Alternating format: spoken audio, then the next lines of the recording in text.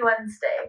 Now, I know on Wednesdays I normally feature a woman in science on my YouTube channel, but today is Earth Day, and in honor of Earth Day, I wanted to do something a little bit more unique. Today, I'm going to teach all of you some of the reasons why taking care of our Earth is important and what you can do at home to try to mitigate some of the damage we as humans do to our planet. So it's indisputable that pollution is very bad for our Mother Earth. If we don't change our lifestyle habits, there will be no Mother Earth for our children and our children's children and so on. As if climate change wasn't scary enough, it affects a field that is very near and dear to my heart, which is agriculture. Whenever the climate changes, it puts more pressure on our farmers due to limitations regarding resources like water or even changing growing conditions. From a very general standpoint, it makes things like growing plants and raising animals much more difficult than usual.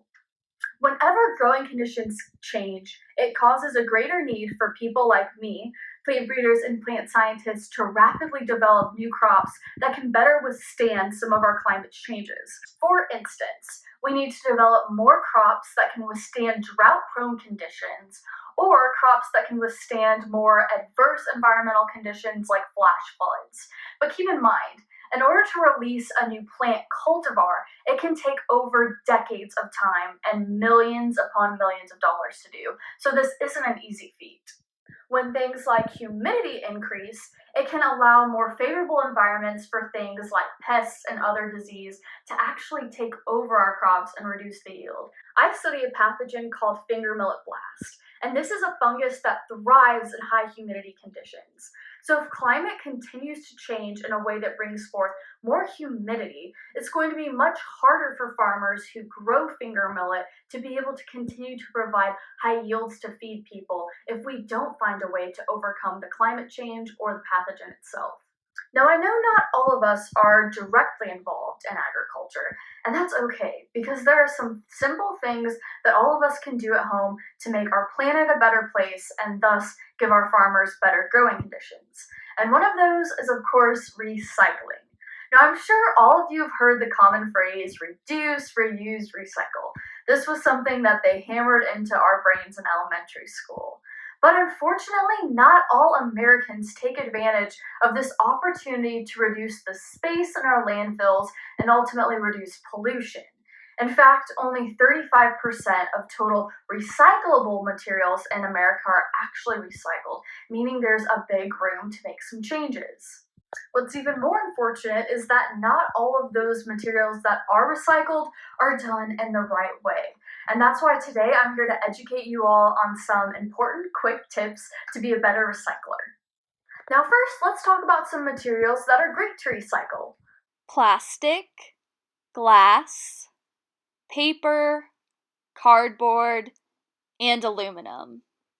Now, things that you should never put in your recycling bins are any food scraps, liquids, and other contaminants. Unfortunately, 16% of all things recycled are contaminated with another substance, and thus recyclers aren't able to do anything with that sort of material. Today, I'm going to teach you how to recycle a glass container with coffee or another liquid in it. Now, believe it or not, as soon as you're done drinking your beverage, you cannot just automatically throw this glass container into the recycling. It's contaminated because it still has traces of coffee and it still has a plastic wrapping on it. So the first thing we're going to do is actually remove this plastic wrap. To make sure all of this plastic wrap is off. Next, we need to remove any stickers that are on the bottle. You're going to want to make sure that all of the stickers are off. And if you have any trouble with a sticker, you can always use different sprays like Goo Gone to help make the stickers come off easier. And now we want to make sure we're removing any contaminants inside this bottle. And of course, there's a little coffee. So I'm going to make sure I rinse this in the sink. If you have a hard time rinsing out the materials, it's also never a bad idea to use some soap. But because this was a liquid, I can get my bottle nice and clean just using water. And of course, the last step is to drop off your clean, ready to recycle bottle at your local recycling center or at your own personal recycling pickup service if you have one.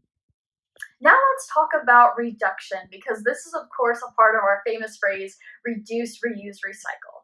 especially since a lot of us are quarantined right now. You may be buying plastic jugs, plastic containers like water bottles to carry your water. But if you want to play a stronger role in trying to reduce the amount of plastics we use, I recommend using something like a replaceable Brita water filter or attaching a different filter to your sink. Now, a common misconception people have about recycling is they think that they can recycle plastic grocery store bags like this with everything else.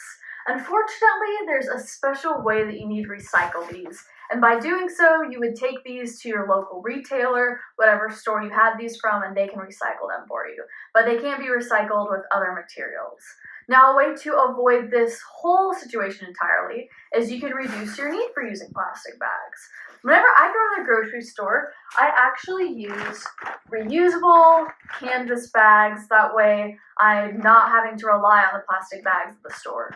Now, previously, I talked about making sure that you leave food scraps and things like that out of your recycling bin. If you want to find a way to repurpose all of that organic matter, you can actually look into composting things like food scraps. Later on, I'll have another video to explain more details on how to compost, but just for some quick information, you can contact your local waste management system to figure out how they can pick up your compost, or you can start your own compost box or bin out in your backyard. I hope you all learned some new tips and tricks to be better recyclers so that ultimately we can better mitigate climate change and help provide better growing conditions for our farmers and agriculturalists.